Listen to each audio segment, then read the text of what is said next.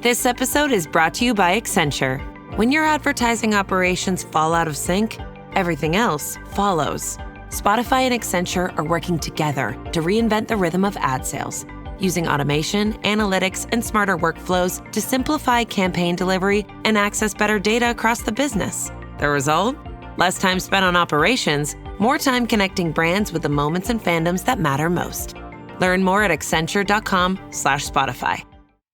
Every successful business evolves. And to keep up, you need a bank relationship that evolves too. When you collaborate with KeyBank, you don't get one-size-fits-all solutions. Our expansive team of experts across industry verticals wouldn't be here if you did. Always ready with bespoke solutions for your biggest challenges and opportunities. We know all businesses are different, and that's why we approach business differently. Reimagine business as usual. KeyBank opens doors. Learn more at key.com/B2B.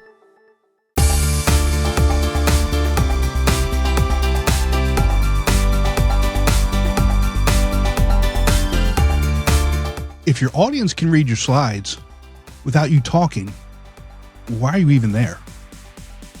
That's the problem with most virtual presentations. They replace connection with content.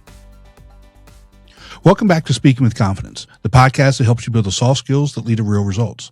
Communication, storytelling, public speaking, and showing up with confidence in every conversation that counts. I'm Tim Newman, a recovering college professor turned communication coach, and I'm thrilled to guide you on a journey to becoming a powerful communicator. Today's guest is Rick Altman. Rick has been hired by hundreds of companies, listened to by tens of thousands of professionals, and read by millions of people, all of whom seek better results with their presentation content and delivery. He covers the whole of the industry, from message crafting through presentation design, slide creation, software technique, and delivery. He is the host of the Presentation Summit, now in its 24th season as the most prominent learning event in the world for the presentation community, and he is the author of the newly published Crush Your Next Virtual Presentation. Rick, welcome to Speaking with Confidence, bud. Thanks, Tim. Good to be here. Yeah, we've got a lot in common. You worked in the sport industry. You're a tennis journalist, right? And you went from that to PowerPoint conferences. What did you see early that others missed? It wasn't all in one step. We're ready to go. Yeah. What did I see that people missed? I don't know that anybody misses it. I think everybody realizes that this stuff is hard. That speaking in public is not easy, and it doesn't come naturally to people at all. Mm-hmm. Those of us that maybe have been leading seminars, training events, whatever, and we have been in front of audiences a lot.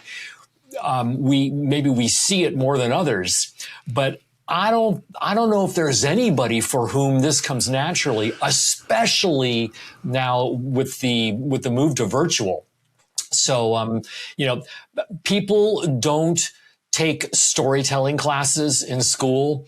Very few of us have backgrounds in graphic design. We all suck at PowerPoint. And we're scared to death to speak in public. In fact, if you look at the latest survey, we are scared beyond death. Public speaking ranks as the number one fear, according to the Book of Lists. Death is number 5. It's crazy, isn't it?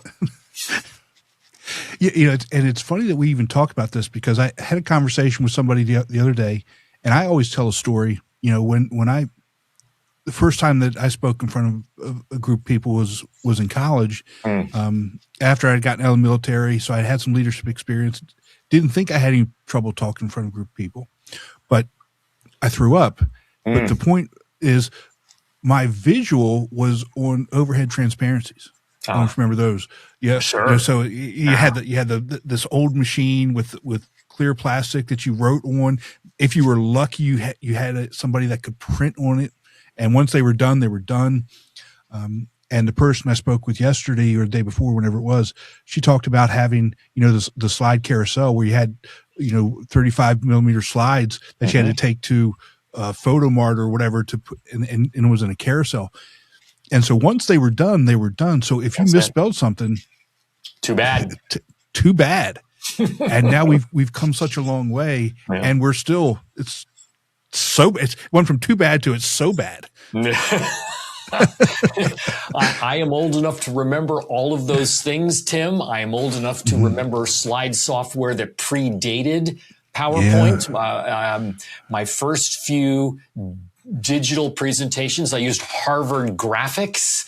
I mean, these are the good old days or the bad old days, depending upon your point of view.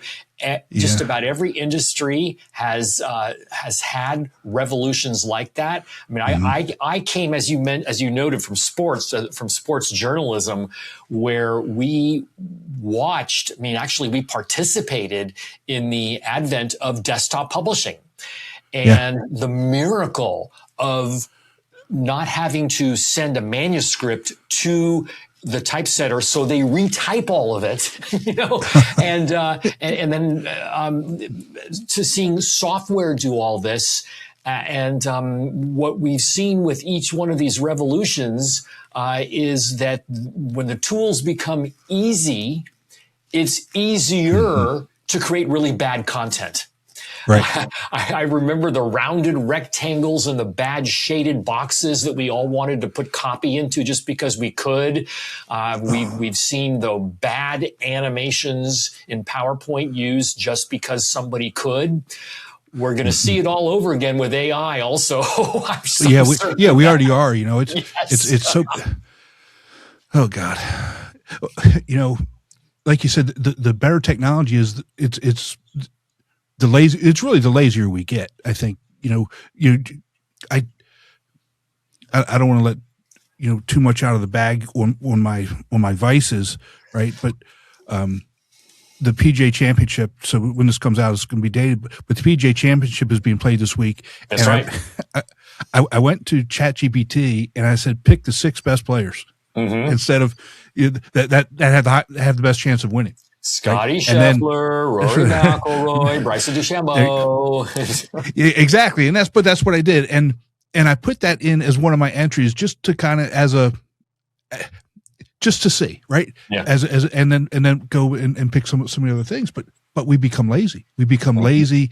We will type a prompt in and we say, oh, that looks good. And then we'll copy that prompt and we'll open up PowerPoint and we'll paste it in PowerPoint and we show that to everybody. So I want to give the benefit of the doubt here. I'm not willing to chalk it up just to laziness. There certainly is that component. And, when people phone in anything, they're not long for that profession. I see people with really good intentions that are given this incredibly powerful tool, and intoxication is one of the inevitable results of that. Oh my goodness, I can do this now. And they may spend hours upon hours. It's not laziness. I mean, in many cases, it's the opposite of that. It's enthusiasm. It's zealousness, but it's not tempered with any experience yet. So, they're just the kid in the toy store in many cases.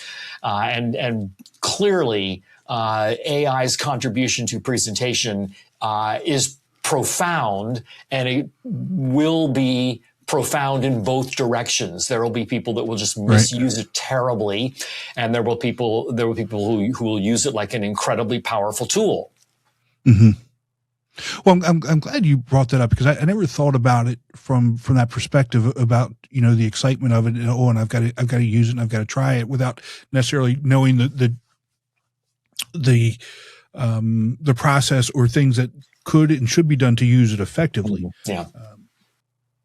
And so ChatGPT, Grok, Claude, I apologize. I know you're listening, but I apologize. How did you, let's go back. How did you go from tennis journalism into the space? Because again, I kind of know your backstory, but going from that to where you are, how did that actually happen? Yeah, well, I like to joke that it was because I wasn't good enough to play professional tennis. All of this is Plan B. Right.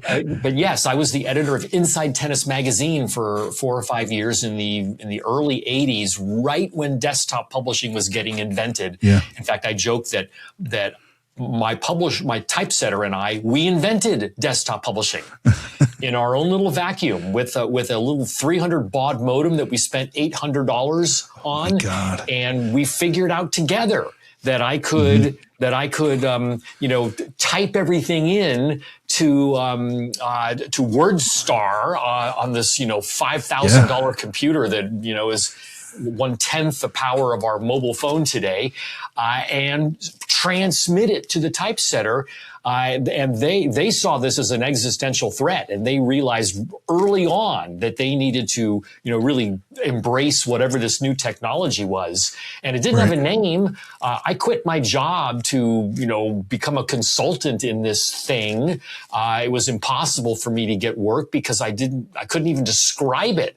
And then John Warnock of Adobe said, "Let there be desktop publishing." He gave it a name. And suddenly we all thought, oh my goodness, okay, I get on the phone, I teach desktop publishing. Oh, well, let's have lunch. It was just this revolutionary thing, and the software was really hard to use. And so I began consulting and hosting learning events for PageMaker, Ventura Publisher, Corel Draw, all these programs that predated Adobe. And hundreds of people would show up because there was just so little opportunity to get community support. And that was back in 1989. That was the year that Becky and I got married. And I remember the first annual Ventura Publisher User Conference. 300 people showed up to the bloody thing. It was incredible, and that was the start. A buddy said, "Well, you should be doing this for PowerPoint." I said, "Who gives a what about PowerPoint?"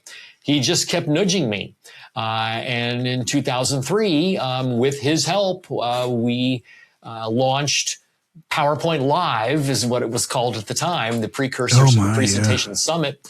And that was 24 years ago. He was right. As I mentioned at the outset, people really struggle with this. It's not so much PowerPoint. PowerPoint is really very easy to use. It's really a mediocre commodity to have PowerPoint skills. Both my daughters created slides when they were 10 years old. Just about anybody can start using PowerPoint.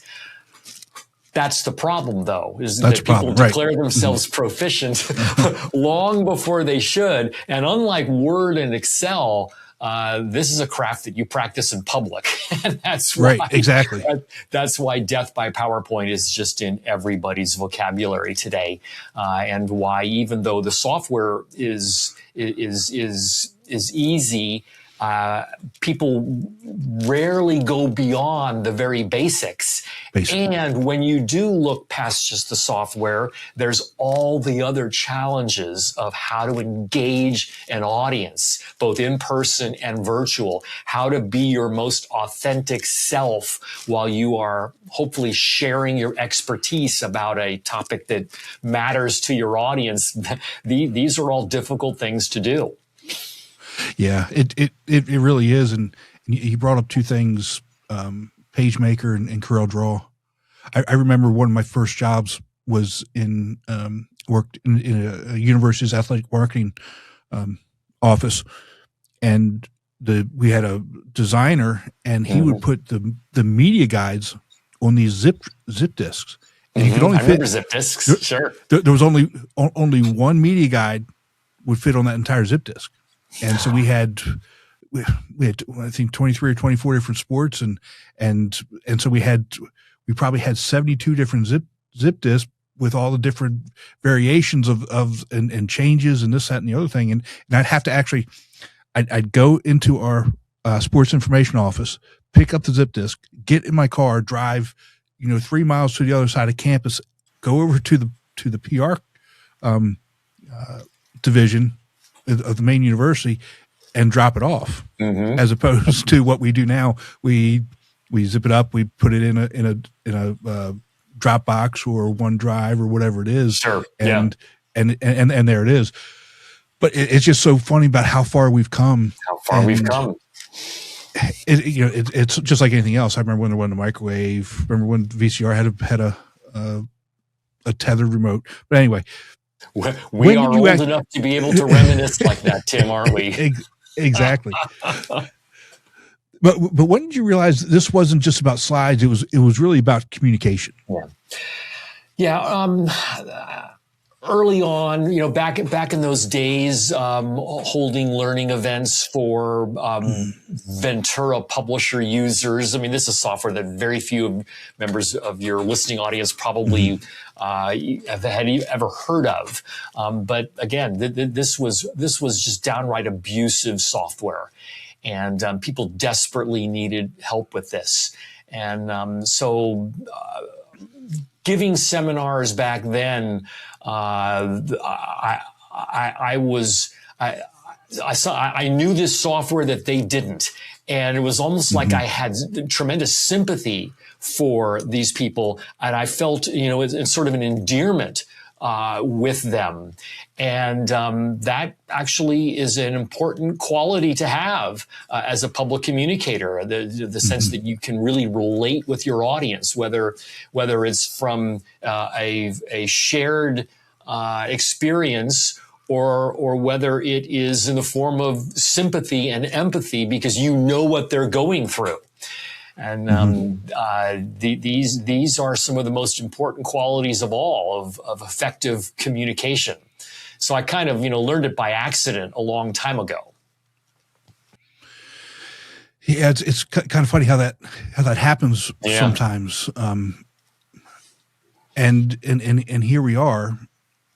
I talk a lot about it. It's more about the connection that we have with the audience, whether that's a one-on-one like this, whether it's a one to small group or one to many, whether it's on a stage or virtual presentation. That's right. And it's if you don't ever have the connection, it doesn't really matter what the visual is, doesn't matter what the message is. You've got to build that connection before you build anything else. Yeah, for sure. 100%. And today, with virtual presenting now being a thing, now being just part of a communicator's makeup, that suggests an entirely different level of challenge. Because it's not like any of the other stuff we talked about goes away. This just gets added on top of that. That in addition to all of that other stuff, you have to stare into a cold camera lens and somehow figure out how you're going to engage an audience. Yeah. But a lot of times the audience expectation is it's incredibly low, but they still will tune in. A lot of times, I think you told me that the expectation is generally about a 3 out of 10. But why is that bar still so low? I mean, we've been in this era of true virtual presentation for 7 years now with COVID. We had it before, but when COVID hit, I mean, this is when it really grew. Why is the bar still so low?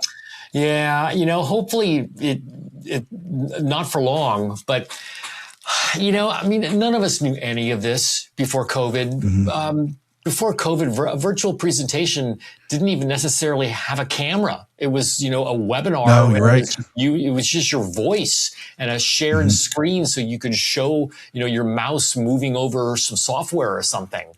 So when all of us were thrust when all of us had this thrust upon us, there was a tremendous amount of forgiveness and acceptance. We hate this.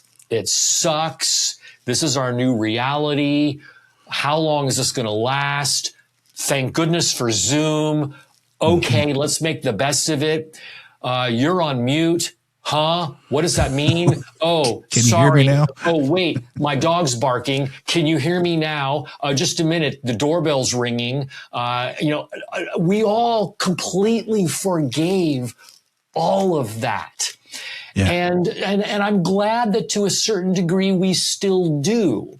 Because working from home is now, that's just standard operating procedure. And so, yeah, if a cat, hops up onto someone's desktop, oh, that's cute, put it away, oh, what's your dog's name?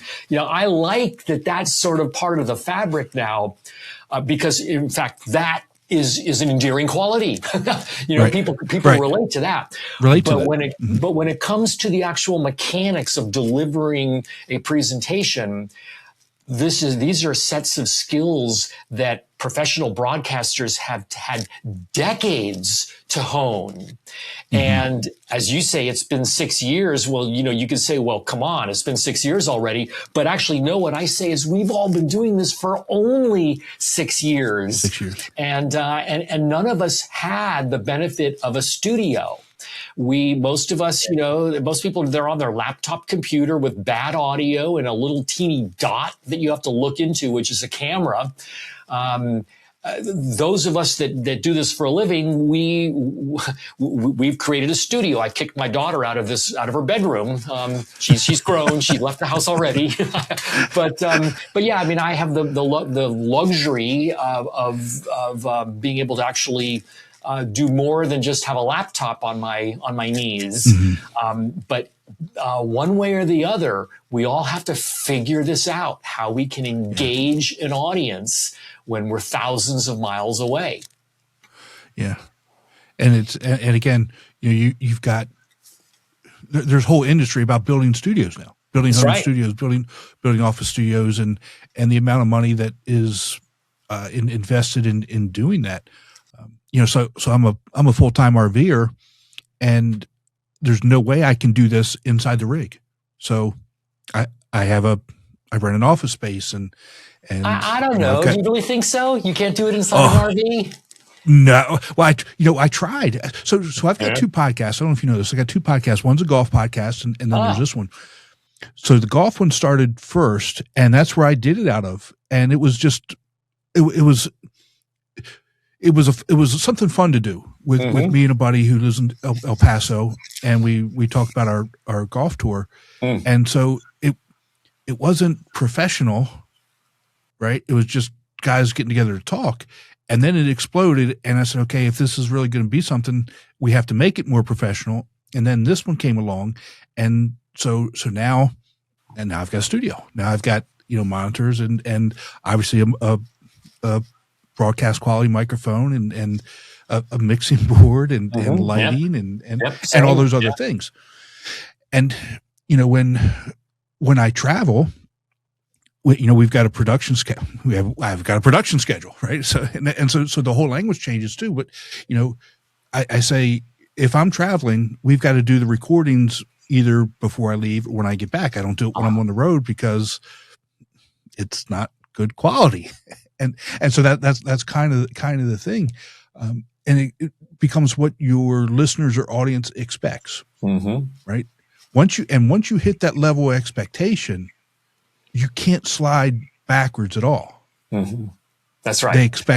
They expect this, and then you still have to give them that. And each time that expectation rises, and if you go back and you look at my early. I'm not saying I'm really good now, but if you go back and look at my first episodes of the first podcast and this one, I'm night and day better with still a lot of room to grow. But what can people do in the first 60 seconds that can beat that low expectation? In the first 60 seconds. Because we generally have like seven. If we're in person, people are making judgments in 3 to 7 seconds. Yeah, we do give a little bit of break.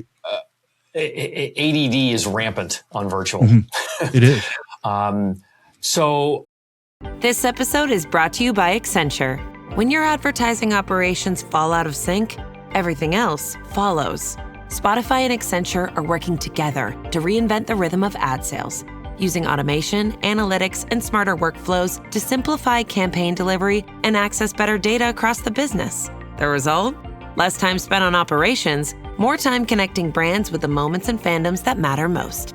Learn more at Accenture.com/Spotify. I would say that the most important thing is to be heard. I'd say good audio is more important than good video. It's kind of ironic because as I look around, I have 5 cameras here. I have 2 of them that are operational at the moment. I got 3 others around me. But my microphone is more important. Audiences will forgive a multitude of visual sins if they can hear you, but the vice versa is not the case. That's been my experience. Yes. So that's the first thing, is to be heard. And you're right. Nobody's going to walk out of the room in the first 45 seconds, but they might very well decide to ditch you in the first 30 seconds of a virtual presentation. The first impressions are formed very early on, or it's sometimes the absence of that. It's, well, I don't know, this guy might be good. I can't really tell. I'm leaving. that happens. Can you connect with your audience's pain points early enough that they say, all right, well, I'll give this guy another sentence or 2. And that's in many cases, that's considered a success. Okay, I've got another sentence or 2. What can I say now? Right. Yeah. But I we laugh and we joke about it, and it's because I was a former college professor, and nobody's getting up out of class and leaving either. Yeah. They may not come to class after the first time or second time or third time, what have you, but they're not getting up and leaving. And it's funny. Sorry, go ahead. No, go ahead. Related to that, one of the standard bits that I do when I'm hired by a corporation to come in and spend a day. So I'm being paid good money. These people have to sit there. And so I know I've got a good audience. I've got a captive audience. I will intentionally commit death by PowerPoint. I will show them some awful slide. I'll stand up there and be looking at my feet and speaking like this. And thank you for coming. Here are the topics. And I put up some awful screen, awful slide. We'll take questions at the end if there's time. First, let me take 10 minutes to tell you a little bit about myself and my business. And you just know these people are saying, oh, shit, what have I gotten into? And then I say something like, but right now you have my permission to vomit. And I changed the slide and I said, we're not going to do any of that nonsense. Are you kidding me? The feeling of relief in the room mixed with laughter is so palpable. I love this. Tim, I wouldn't dare do that on virtual. No. There's no way. Half the audience would leave in the first 20 seconds. I couldn't possibly get away with that. And that's why, you look at things like TikTok and Instagram. Those videos are 45 seconds to 60 seconds. And if you don't hook them, if you don't get them, so even I'm probably killing us here, but we're going to take this podcast and eventually when it comes out, I'm going to cut it up into good segments, right? Yeah. And that's hopefully going to drive people to either watch or listen. And if the good segments aren't 30 to 45 seconds, 45 seconds to a minute, then we're not going to get any other listen. Right. But that's the whole point, right? I mean, that's where we're at. From a virtual perspective. And if once you lose a listener from a podcast perspective, it's very, very rare that they're ever going to come back. Mm-hmm. Yeah. What a shame. Our attention spans are so short today. Yeah. So One of the things that I hate and is when you go to a presentation, and again, whether it's virtual, whether it's in person, and the presenter has a QR code up and says, "Here, you can have my slides." Yeah. Can you tell why that is not a good idea, or why slides fail as handouts? Yeah. I mean, that's something for me. It's just kind of a pet peeve. If I have your slides, why do I need you? Yeah, right. And when people ask their slides to perform double duty, that is just a guaranteed fail. That is, in many cases, the epitome of death by PowerPoint. It comes from good intentions that people think, that they sharing their slides means that people can refer to them later and look them over and get something out of this. And then people think, okay, well, let's see. If they're going to be looking at my slides later, I better make sure that there's stuff on here that makes sense to them. Right. Because, the one word, why, might have had a tremendous context in the moment in the room, but wouldn't mean anything afterwards. So I better say why I'm saying why. And suddenly they're writing full sentences on their slides, and there you go, death by PowerPoint. The twain shall never meet here. I tell this to my clients all the time, that if they're creating properly crafted slides for the visual component of the presentation, those slides should necessarily fail as a handout. They will be deficient as a handout, as well they should. And the flip side, as we've seen countless times, when you write a book and you put it up on screen because you are thinking about the handout, that's instant fail. So so sharing slides with an audience after the fact, I believe, is never a good idea. I've lost count how many times I'm asked to deliver my slides before some sort of a seminar.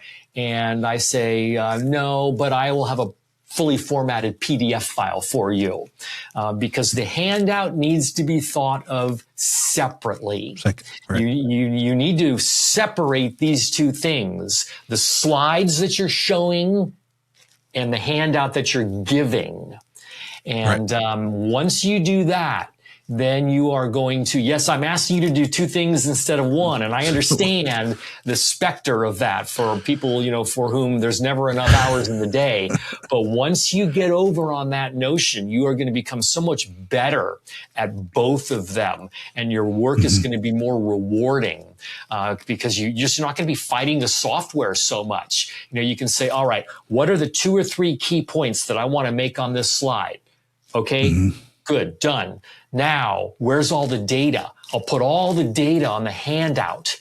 And this, by the way, is a phenomenal use of AI, in my opinion. If you give a slide content to ChatGPT and say, flesh this out for me, give me 5 paragraphs on this. Oh my goodness, that is a phenomenal time saver. And my conscience is clear on that, because these are my ideas that I am simply feeding to this very powerful tool, and asking for some meat on the bones. So I think this is not only a perfectly appropriate use for AI, but a wonderful use of it.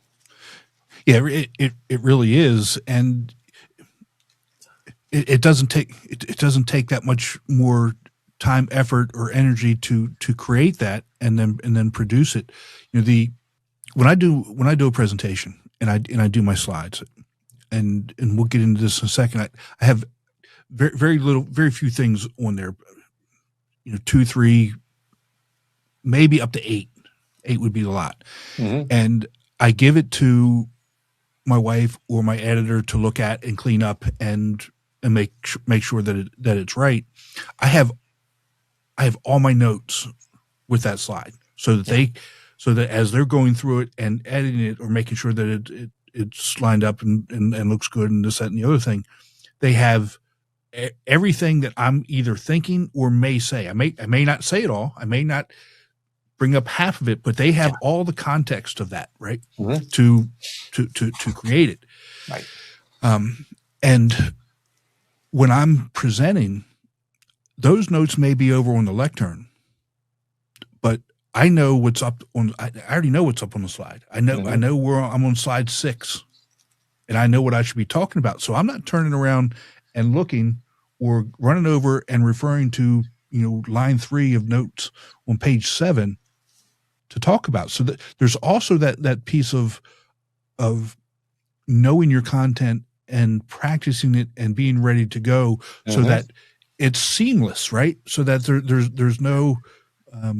I guess every once in a while it's okay to double check and make sure you didn't hit that clicker one too many times or one less times than you actually thought that you did. But you should have a really good idea of where you are visually behind you and what you're actually saying in front of you. What a concept to practice one's craft. Come on actually now. rehearse a little bit before going on stage. Exactly. But that's something that a lot of people don't realize. They when you tell people, especially when I was teaching students, okay, you're going to give a presentation, the first thing they do is they go and they open up PowerPoint. Yeah. And that to me is probably the last the last step, right? Right. Yeah, starting in PowerPoint is the temptation to make it perfect is just too strong. I mean, I really think that's the case with computers in general. I mean, even if you start, if you open up Word to create a letter or a document or something, and there's backspace and autocorrect and all these wizards and templates, and it's like, okay, are you ready to make something perfect? On your mark, get set, go.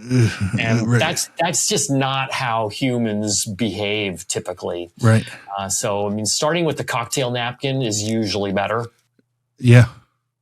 Yeah. And it's, I don't want to get into that, but I actually use a cocktail napkin, and as for one of the presentations I do, that's the last piece is okay. And I actually give them a napkin. This episode is brought to you by Accenture. When your advertising operations fall out of sync, everything else follows. Spotify and Accenture are working together to reinvent the rhythm of ad sales, using automation, analytics, and smarter workflows to simplify campaign delivery and access better data across the business. The result? Less time spent on operations, more time connecting brands with the moments and fandoms that matter most. Learn more at accenture.com/Spotify. And ask them to do like introduce themselves on the cocktail napkin, and relate it to like Southwest or Virgin Airlines or any other stories that are well known out there about how great things come from something small and basic. That's right. And grow it from there. But the whole idea, that I just brought up about, simplifying the slides, what's your thought on that, about having less is actually more when it comes to slides and connection? Oh, for sure. It's also the case with notes. The less you have, the better, because fully formed thoughts are almost impossible to not just read word for word. And that's the other problem with putting too much stuff on your slides, is because we humans find it virtually, if not literally, impossible to just read. And no audience member wants that. So few simpler notes, simpler slides, that requires the presenter to get into his or her own thoughts and share what's in their heart and in their mind.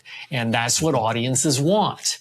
When audiences feel you just reading word for word, they wonder what the hell they're doing there, and they wonder where this came from.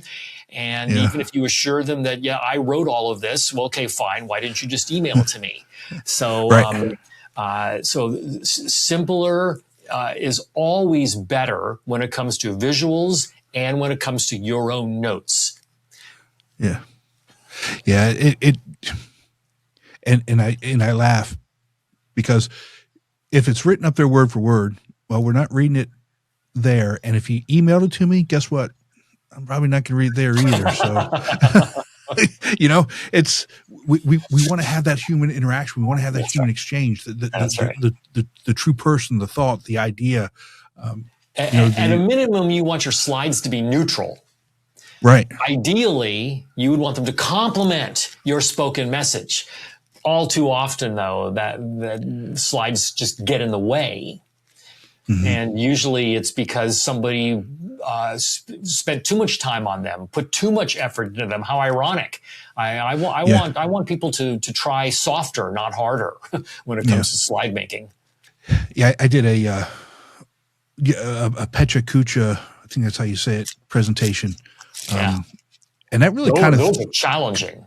They are very, very difficult, very difficult. Yeah, let's catch your audience up. You have 6 minutes and 40 seconds. You have 20 slides. They will all advance automatically after 20 seconds. And that is your presentation.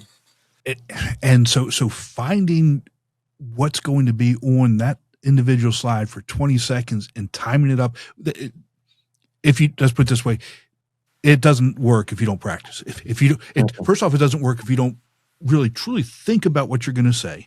Right. If you don't truly think about practicing it and then truly think about what that visual is going to be. And when I did that presentation, obviously I'm not looking, I have no idea what's going on behind me, none whatsoever. And once I got the video of it, the people that was doing the audio visual stuff had the technology all messed up and didn't even have all my stuff on there. So half my presentation was mine, half the presentation was the next person. So I had no idea. and so, you also have to understand that there's going to be technological issues that you have to deal with. And so the focus should be on you and what you're saying and not necessarily on what's going on behind you. That's right. So, and in that type of situation, that just kind of really kind of kills the mood. It kind of kills the whole purpose and reason for that type of presentation, because that's really a that's really a visual presentation as opposed to it can be informational, but it's more visual. It's more. I looked at it as more of a personal reflection type of presentation. The Pecha Kucha discipline would eliminate death by PowerPoint overnight. Yeah.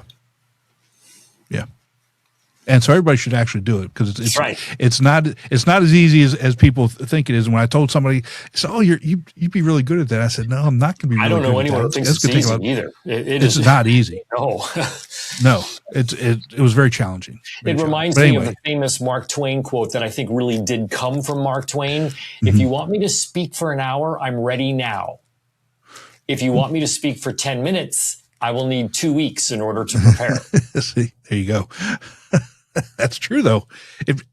And that's what, go back to my example with my slides and my notes, right? Because depending on what I'm talking about, I could and how the flow and the audience and whatever pops into my head at that time on that topic could very well determine what I say.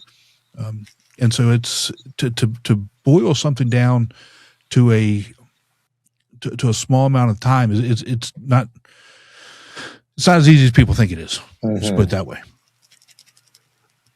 No. But I think we're naturally better in person than on camera. I agree. So what has to change mentally for someone to show up well on camera? Got an hour? got a day? Got a year? Exactly. Got a lifetime? Because these are skills that people hone for their entire career. Those, professional broadcasters. I think it starts with warming to the camera, which is what professional broadcast journalists call it. Yeah. To get used to the idea of just staring into a camera lens, knowing that that's the only way you're going to make eye contact with audience members. And that takes a lot of practice, because what happens early on is that their eyes start to dart all over the place. If you're watching this visually, you'll see that right now I'm actually looking a little bit off camera. Now I'm looking camera. Now I'm darting my eyes. This happens all the time to people that just haven't really learned how to control their gaze.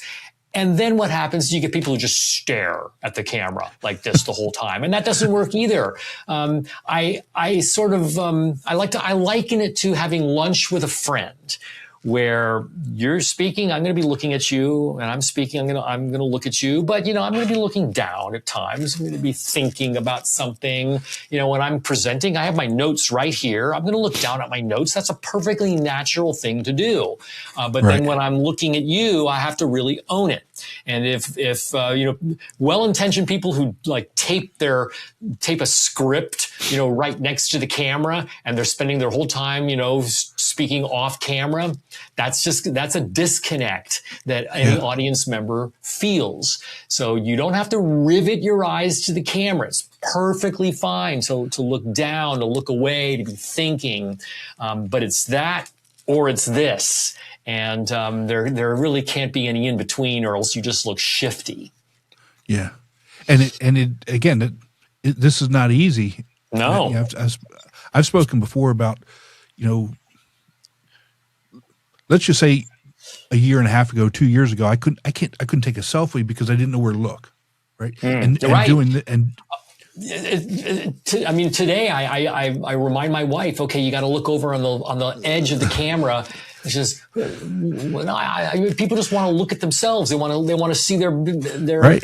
They look at the image, and then you can just tell that it just doesn't work, right? No. And it also took me a while for my setup here in my studio to get the camera at the right height, along eye level, baby, with whatever notes I've got. Right. And again, more technology, more gear, and this, that, and the other thing. And, they've got, those cameras that drop halfway down your screen. Yeah. That didn't work for me. Yeah. The little suction cups, you can put them right next to your script, as if that's going to help. Yeah. And you can buy teleprompters now. Yeah. And people think of that as a panacea. It's not. It's not either. Speaking to a teleprompter is a skill you have to acquire. Yeah. And I would much rather that people develop the skill of being able to speak without scripts. Right. Because that's where you're really going to connect with your audience. Right. Yeah. And again, I'm so glad that you said that, because I actually have a teleprompter and I use it. And so like my camera is the teleprompter. Mm-hmm. And so like when I'm doing virtual presentations, I have my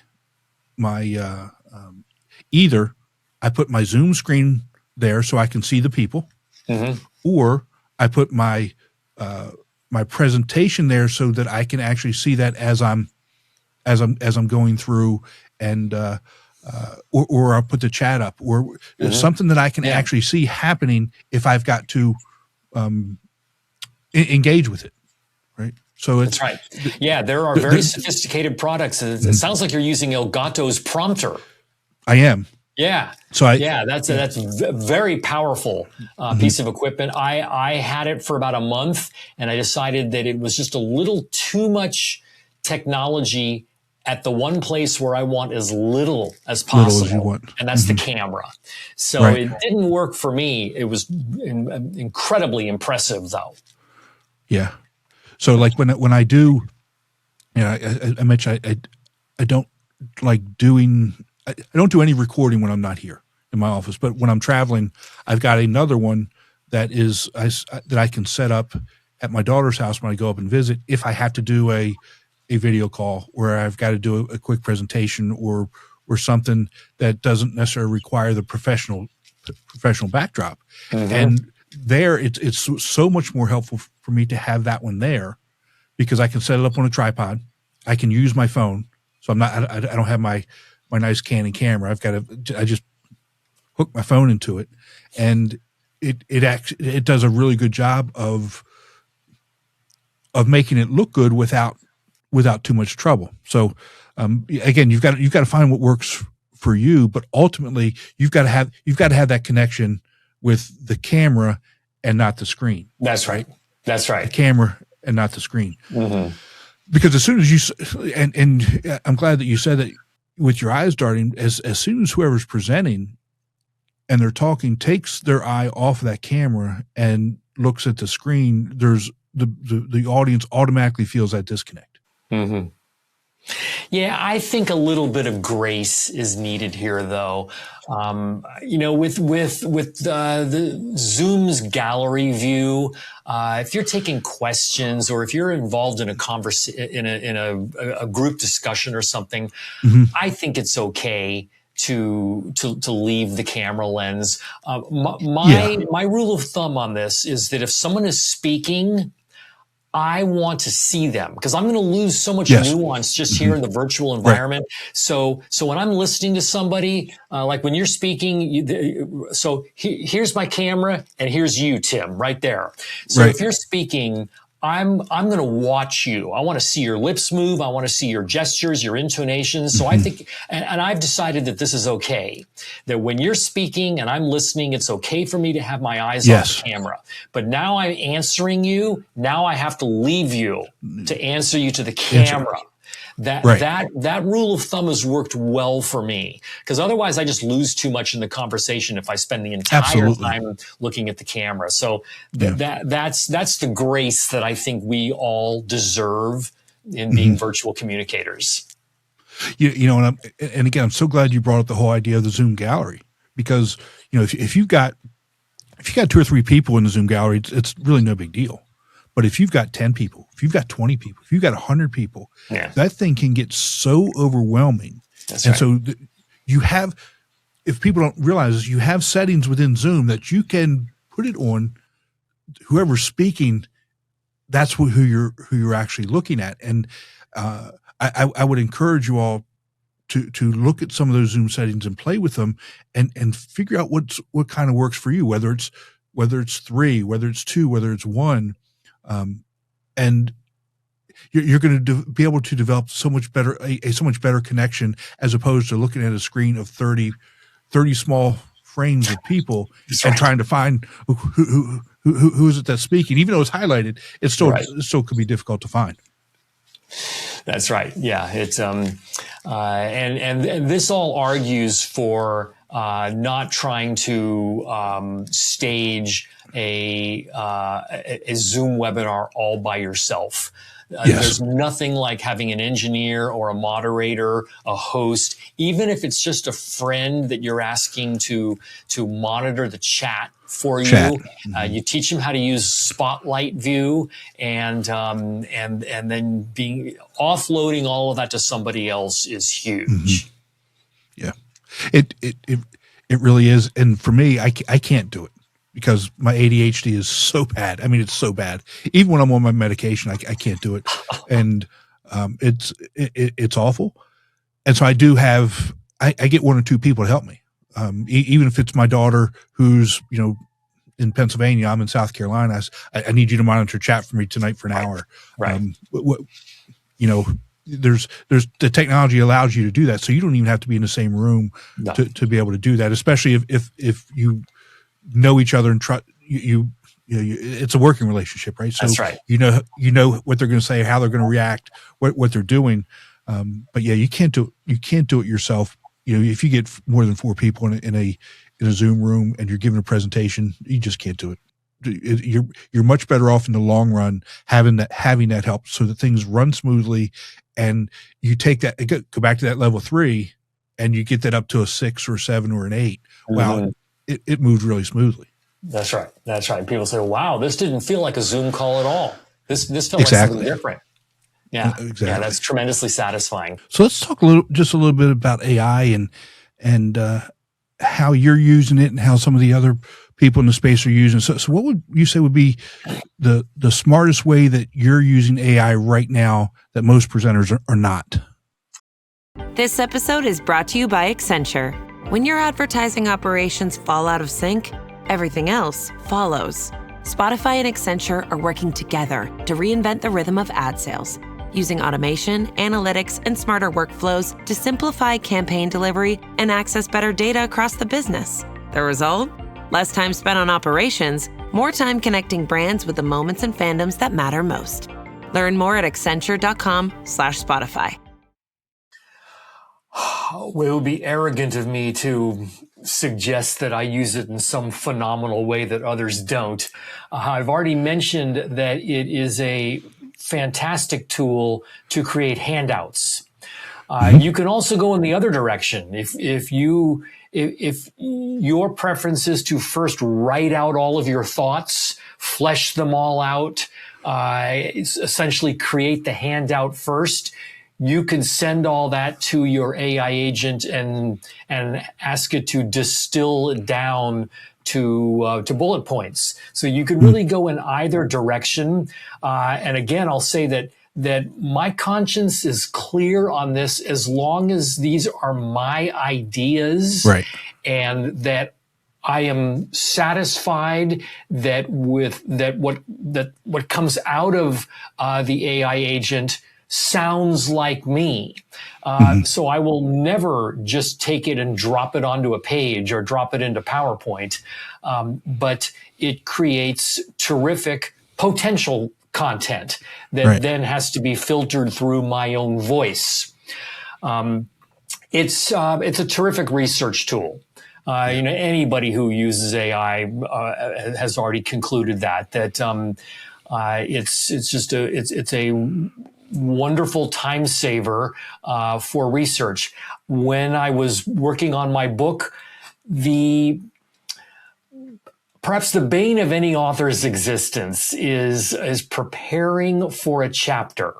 How do you gather all these ideas? How do you collect them? How do you organize them? Sometimes this will take days, even the better part of a week. With AI, it was about a 15-minute operation, and it was so much more satisfying to not have to dredge down and pull up all this stuff and then have all these loosely collected facts, and how do you put them together? And AI is just terrific for that. I probably said 100 times to it, okay, let me see those ideas again. Okay, let's change the order of this. Okay, let me see that again. I just kept asking over and over again. And it's that's really groundbreaking. That's game changing to be able to have a tool that's that powerful. Yeah, but to your point, you have to double check things, right? I mean, because you bring up your book. When I did my book, one of the things I did is with quotes, I said, please double check these quotes and give me the proper citation for them. Right. And then what I did is I would go and I would physically check, and there were some that were just, number one, not even close to what was there, and now the quote may have been close, but obviously. I would fix the actual quote and fix the actual citation, because you can't just be throwing stuff out there like that and not checking it, because somebody's going to check it and you're going to end up looking really, really bad. That's right, and you can't blame your AI agent for that. Right. It's your responsibility. It's like you would never blame the hammer because it couldn't it couldn't put the nail in straight. Exactly. I find that the agents are getting better. But yes, you must insist that it double and triple check. As great as AI was for assisting me with this book, I can also share with you all the fails that I had with it. I mean, that's you're right. The other piece of that too, it's because it doesn't always work out. That's right. How long did it take you to write it? I started in May, went to middle of September. Okay. Then I was finishing up the editing process when my daughter, a journalist herself, said, "Hey, Dad, I'll read the manuscript for you." Oh, God. She works full time. And so I had to do this on her time. But after the first couple chapters, when she found errors or corrections or improvements that both I and my wife missed, when you can get over on both of your parents, she took delight in that. I'm sure. And at that point, I had to actually hold up the production of the book to let her read the other 23 chapters. Wow. So, but again, to your point, you came out with a much better product, right? Much better product. And it's as I think about it, and when we go through and coach people and people try and edit their own things, they miss so much because it's theirs and they overlook it. They don't actually read it. They don't read it for the content. They don't read it for the grammar. They're talking it through in their head, and it really does need to go to somebody who really has kind of a blank slate with it to be able to go through and give you the best. You've got to step away. Yeah. The more eyes you have on it, the better, and the fresher your own eyes are, the better. So stepping away from a large project like this is an essential part of the creative process. Yeah, and I don't know about you, but I got antsy. The book that I published in November. I went to my editor and I said, just hurry up and get through it. Just why is it taking you so long? Hurry up. Yeah. It didn't go over too well. It is a marathon, not a sprint. Yeah, exactly. Here's another AI story for you. So when you're done, when you have finished writing, when you've written that last sentence and suddenly, you have this tremendous release.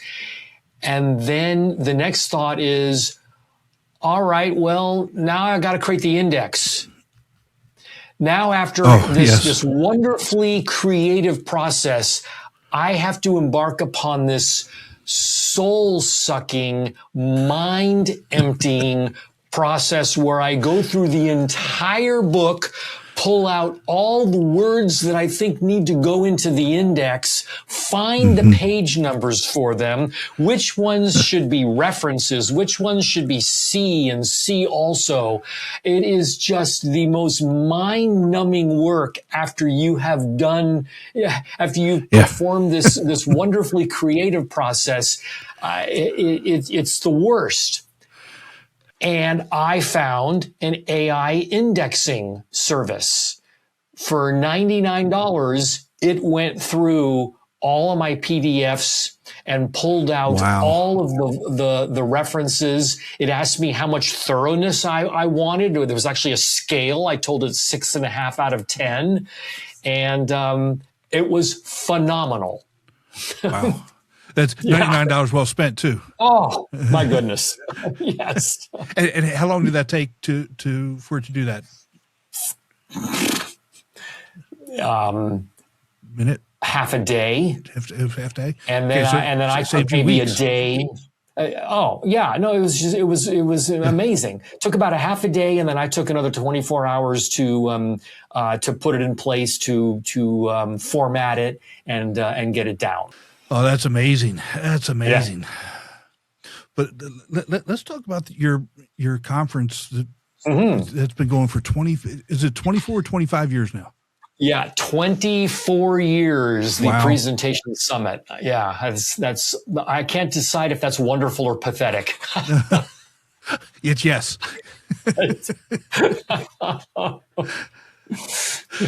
So talk about it a little bit and what you cover, and obviously over the we've talked a little bit about the change in desktop publishing and presenting over the years, and how the seminar has changed as well.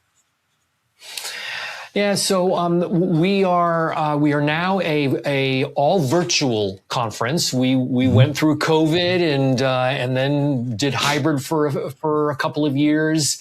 I was very proud of our hybrid product, but I concluded that the compromises on both ends were too much to justify for a conference that is all about authenticity, all about high touch and Right. finding your most authentic self.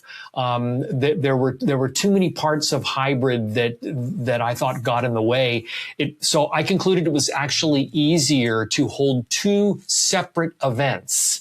And so for a couple of years, that's what we did. We held an in-person event, and 2 weeks later, all of the presenters came back in the virtual space and redid the whole thing. Everything was live in both cases. And that was actually easier, less stressful, and less expensive. Hybrid does not scale down well at all. You're looking at $20,000 for each ballroom for all the gear you need. And doesn't matter how many people are in there attending. And we're a small conference. We cap attendance at 200. Hybrid was a wonderful experience until it wasn't. And now, sort of on the back end of my career, I'm just not sure that I want to take on a $250,000 commitment to a hotel any longer. Hotels didn't do well during COVID, and contracts with them now feel almost like straitjackets. I'm kind of digressing here. I promise I will get to the conference content itself, but that's been sort of the journey of this, and really. Virtual has become sort of a second career for me. I might have retired if it weren't for it. COVID was sort of a silver lining to all of this. And we talked earlier about that expectation gap. People, when they attend our in-person conference, they expect a 7. And I think we give them an 8. Right. Over Zoom, a virtual conference, people expect it to suck. They expect a 3. We give them a 7. We don't quite get to 8. We give them a 7. And that gap, between 3 and 7 is enormously satisfying to me. Yeah. Come September 13th this year, we will do 3.5 days of virtual. We will pretty much put a blanket over the entire presentation experience. Message crafting, storytelling, presentation design, PowerPoint technique, and others. Canva and Google Slides are becoming very popular and very strong, all the way through to delivery in all its myriad forms and shapes today. We have 2 tracks of seminars. One we call the studio, which is for the more aesthetic things, and then the other one is the lab, where we'll get geeky. We will have keynote addresses. We will come together often across the day, where we're all together in one virtual place, and then people will head back out to choose either one of the tracks that they want, the studio or the lab. And again, I would like to think that we create levels of engagement at this conference that are unmatched by typical virtual conferences. That's arrogant for me to say. I have an excellent executive producer. He and I have become good friends. John Chen is his name. Many people might recognize him. And we are a very, very good team. He throws just a ton of energy out there, and he knows Zoom like the back of his hand. And I bring a human touch that together we create a nice jam. So when can people register for it? Now, this very moment. Presentationsummit.com is all they need to get all the information about it. And I will say, going virtual has allowed us to bring in guests that we would never have gotten otherwise. This year, we're going to be joined by several guests, including an Olympic gold medalist, Josie Baff, who won women's snowboard cross, it's called. She's from Australia, where you don't get much opportunity to train there. And she went and won a gold. And she's in Australia. Would she fly over here on her own dime to meet with us in person? No, but she will spend an hour with us online. Same thing with the chief White House correspondent and CNN primetime anchor Caitlin Collins. We would not have gotten her in person, but she's gonna sit down and have a conversation with me for 45 minutes, and anybody can ask her any question that they want. So we're punching above our weight thanks to virtual. That's a pretty good lineup that she got there right there just on that. And like you said, you wouldn't get them if in person. Number one, we couldn't afford it. Couldn't afford it. That's the big piece, right there. I mean, it's just what it costs to go to a good high quality conference right now. Like you said, to your point with what hotels are doing, it's really becoming cost prohibitive even for large conferences, because it's. I was looking at something the other day, over $2,000. I'm like, you got to be kidding me for that. And it's, I don't know. You better be giving me a ton of value for that $2,000. That's right. So that's right. But without any travel, without any lodging, and a $450 registration price through this month, June 1st, we go up to $525, but $450, that's pretty darn good value. It really is. So what's the website on that? And I'll make sure it goes in the show notes. Presentationsummit.com. All right. I'll make sure that's there. And where else can people get in touch with you to work with you and find out what you're doing? My front door is betterpresenting.com. And once you're there, you will see a link to the annual conference. You'll see a link to the book. And there's a contact button on every single page. It goes straight into my inbox. I'm pretty easy to reach. Well, like I said, I'll put that in the show notes too. And it's funny. When I was a professor, they students had all my contact information. I mean, they had my cell number, they had my email address.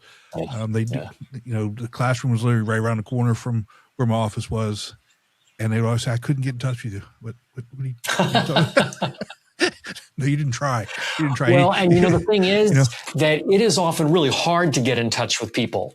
Sometimes, their only presence is on social media, and you just direct message them. Will they get it? Who knows? Reaching people is hard these days, I find.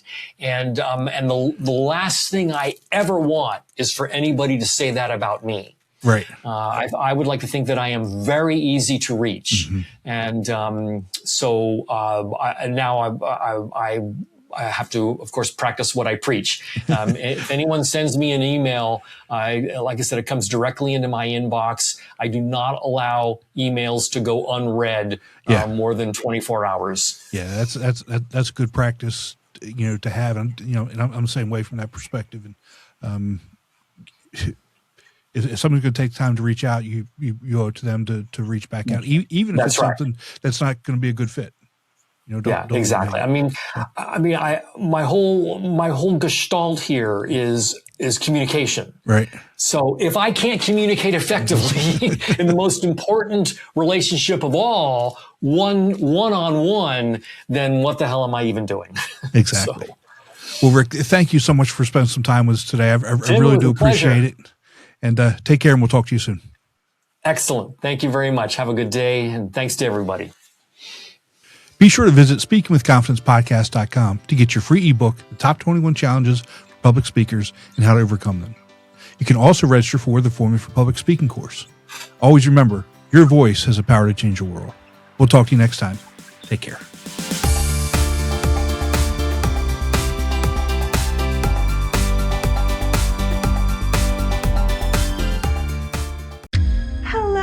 Look what TJ Maxx dragged in. The Devil Wears Prada 2 is now streaming on Disney Plus and Hulu. We are digital, we are downloadable, we are streamable. The fashion event of the year is certified fresh. Pull yourself together, we have work to do. Critics say it's smart and witty and the perfect sequel. That's all. Get runway ready for The Devil Wears Prada 2 on Disney Plus and Hulu. Rated PG-13. Hey, it's Ryan Reynolds here from Mint Mobile. Now, I was looking for fun ways to tell you that Mint's offer of unlimited premium wireless for $15 a month is back.